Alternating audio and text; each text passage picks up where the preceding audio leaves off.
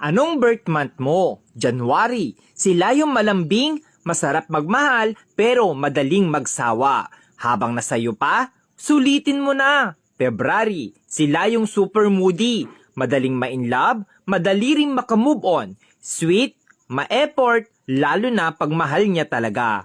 March. Sila yung malambot ang puso, madaling lambingin, masarap mahalin, pero grabe kung magalit, mabilis mag-move on.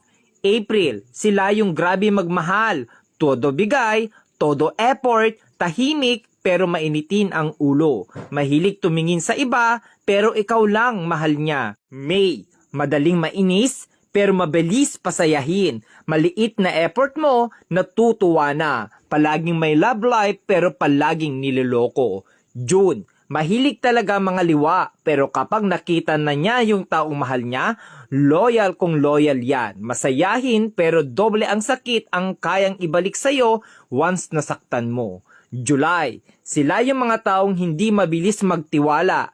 Handang masaktan, mapasaya ka lang. Slowly, iyakin, emotional, mahilig magtampo. August, joker, abnormal, pero may tinatagong problema. Masarap kasama, masayahin, hindi showy, sakto lang magmahal. September, stick to one, loyal pero madalas lokohin kaya matigas ang puso. Masarap maglambing, mabait pero demonyo magalit. October, pag pinakita mong sa kanya ka lang at sayo lang din siya, pero pag niloko mo, mas maloko yan sayo. Mapang-asar pero siya yung napipikon. November, hindi mabilis magka-move on sa isang bagay. Marupok, madamdamin, umiiyak ng patago pero kakayanin. December, malibog, joker, mabait, loyal, di ka iiwan, sila rin yung ipaglalabang ka. Hindi sa kanila uso ang salitang suko na.